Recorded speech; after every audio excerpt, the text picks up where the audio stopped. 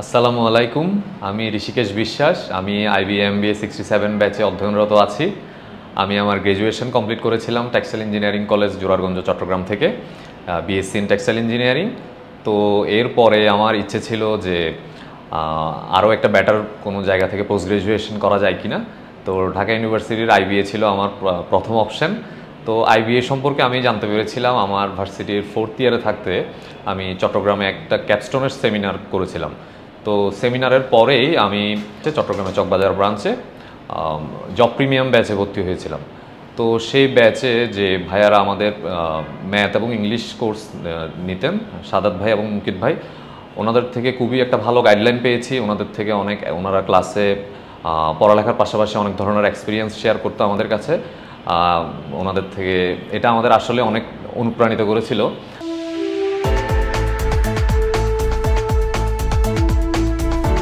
তো আমার প্রিপারেশনটা আমি ফার্স্টে একটু স্ক্যাটারভাবে শুরু করছিলাম। মানে ক্যাপস্টোনে ভর্তি হওয়ার আগে আমি নিজে নিজে কিছুটা ট্রাই করেছি পড়ার।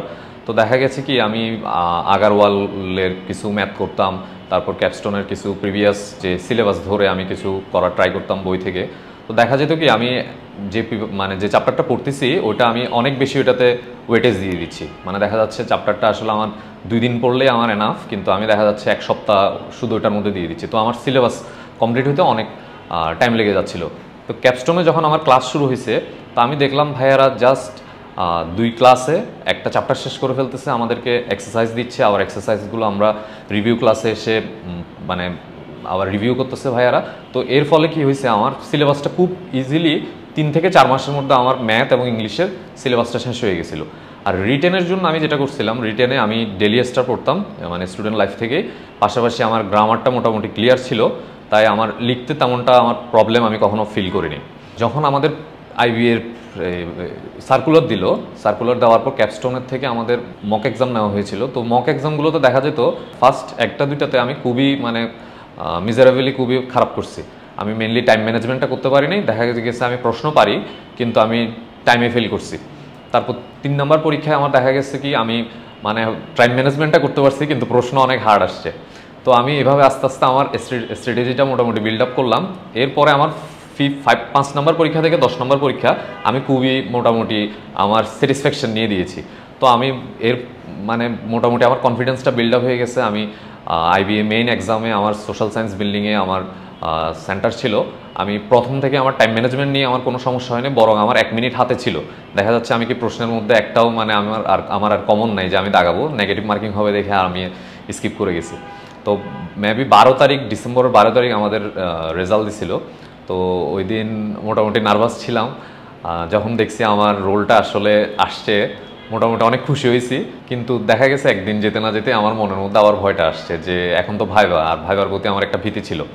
আর সবচেয়ে বেশি যেটা আমি চ্যালেঞ্জ ফিল করতাম সেটা হচ্ছে ভাইবাটা হবে ইংলিশে, প্লাস আমি কখনো আগে কোথাও ভাইবা এক্সপিরিয়েন্স আমার নাই। তো আমার কথা বলতে খুবই আমার জড়তা কাজ করতো, অফিসিয়াল বা ফর্মালি কথা বলতে আমার একটা জড়তা কাজ করতো। তো আমি লাকি ছিলাম যে IBA মেন ভাইবাটা আমাদের প্রায় 2 সপ্তাহের মতো মেবি আমরা টাইম পাইছিলাম, কিন্তু অন্যান্যবার দেখা যেত মাত্র 3 দিনে হতো এটা।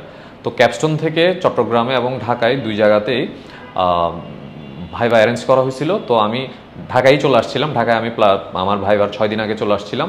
ক্যাপস্টোনে আমি টোটাল 3 দিনে 4 বার ভাইবা দিছি। তো ভাইবাতে এসে আমি মোটামুটি ফার্স্ট দিনে অনেক নার্ভাস। আমি দেখতেছি ওখানে বেশ ভালো ভালো ইউনিভার্সিটি থেকে পেলেরা আসছে, ওদের ইংলিশ অ্যাকসেন্টও খুব ভালো। তো আমি একটু মোটামুটি আগে থেকে নার্ভাস ছিলাম। তো ফার্স্ট ভাইবাতে আমি খুবই মিজারেবলি ফেল করছি। ভাইয়া তাজুল ভাই ছিল ওই দিন। তাজুল ভাই আমাকে বলছে, তুমি টেনশন করিও না, তুমি ভালো নাম্বার পেতে আমাদের মডেল টেস্টে, তো তুমি আরেকবার ভাইবা দাও। তো ভাই তখন আমাকে আরেকবার ভাইবা দেওয়ার সুযোগ দিছিলেন। তো নেক্সট ওই দিনই আমি পরের ভাইবাটা যখন দিছি, আমার ভাইবাটা আসলে খুবই ভালো হয়েছিল। ভাইয়ারা অনেক ফ্রেন্ডলি ছিল। ফার্স্ট ভাইবাতে আমাকে অনেক প্রশ্ন করা হয়েছিল, অনেক হার্ড ডিফিকাল্ট প্রশ্ন করা হয়েছিল। তো আমি আরও নার্ভাস ছিলাম, কিন্তু সেকেন্ড ভাইবাতে আমি কিভাবে জানি না আমি খুবই ভালো ভাইবা দিছি। তো ভাইয়ারা আমাকে বলতেছে, তুমি তো শিওর IBA-তে হয়ে যাওয়া। তো এটাতে আমি অনেক কনফিডেন্স নিয়ে আমি ওই দিন বাসায় গেলাম। কিন্তু সেকেন্ড দিন আসছি, সেকেন্ড দিন আমার সাদিব ভাইয়ের সাথে আমার ভাইবা ছিল। তো ওই দিনের ভাইবাতেও সাদিব ভাই মোটামুটি খুবই হার্ড ছিল। আমি বুঝলাম যে আমার প্রিপারেশন ইজ নট এনাফ। হ্যাঁ, আর আর আমি আরেকটা মেসেজ মানে এই ভাইবা থেকে আমি নিজেই বুঝতে পারছি যে এখানে বোর্ড আসলে বিভিন্ন রকম হতে পারে। কখনো বোর্ড খুবই ফ্রেন্ডলি হবে, কখনো বোর্ড খুবই স্ট্রিক্ট হবে, এটা ডিপেন্ড করতেছে, বাট আমাকে সিচুয়েশনটা হ্যান্ডেল করতে হবে। তো লাস্ট দিন আমি আবার আসছিলাম ভাইবা দিতে, ওই দিন আমার ভাইবা খুব ভালো হয়েছে এবং আমি মোটামুটি ভাইবাতে মোটামুটি একটা ক্লিয়ার ছিলাম যে যাই হবে হোক আমি মোটামুটি আমার বেস্টটা দেওয়ার ট্রাই করব। তো আইবি এর ভাইবাতে আমার ভাইবা হয়েছিল বোর্ড নাম্বার 1-এ, মহিউদ্দিন স্যারের বোর্ডে। তো ওই বোর্ডে স্যাররা টোটাল 5 জন ছিলেন। তো আমাকে ওখানে একটা প্রশ্ন করা হয়েছিল যে আমার সবচেয়ে স্ট্রেংথ কী। তো আমি বলছিলাম যে স্যার আমার সবচেয়ে বড় স্ট্রেংথ হচ্ছে আমার ডিটারমিনেশন।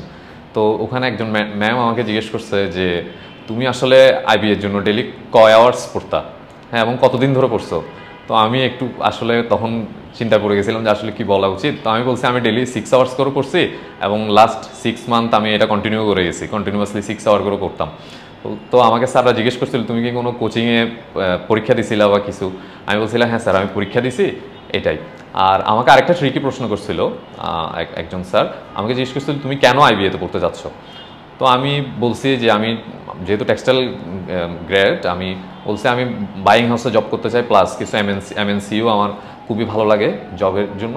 তো আমাকে স্যার আরেকজন স্যার প্রশ্ন করছে যে এমএনসি কেন, লোকাল কর্পোরেশনে কি কোনো প্রবলেম আছে, মানে লোকাল কর্পোরেশনে কেন যেতে চাও না। তো আমি সাথে সাথে আবার মানে বলছি স্যার আমি এমএনসিতে কাজ করতে চাই, বাট লোকাল কর্পোরেশন থেকে যদি আমি ভালো অফার পাই তো আমি অবশ্যই করব। তো স্যাররা দেখছি এটা শুনে মোটামুটি হেসে দিছে।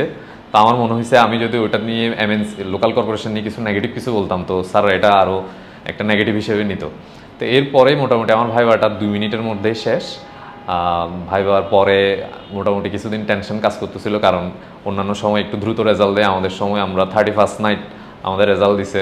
ওই দিন সকাল থেকেই মোটামুটি অপেক্ষা করতেছিলাম, কিন্তু 5টার দিকে করে আমাদের রেজাল্ট দিছে। যখনই আমি দেখছি যে আমার রোলটা আছে, আমার বাবা আমার প্রায় সামনে বসা ছিলেন।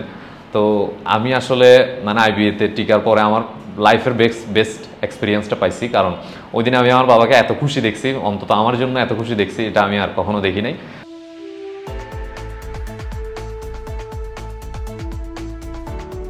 ক্যাপস্টোনের প্রতি আমার অবশ্যই সবসময় আমি কৃতজ্ঞ থাকবো।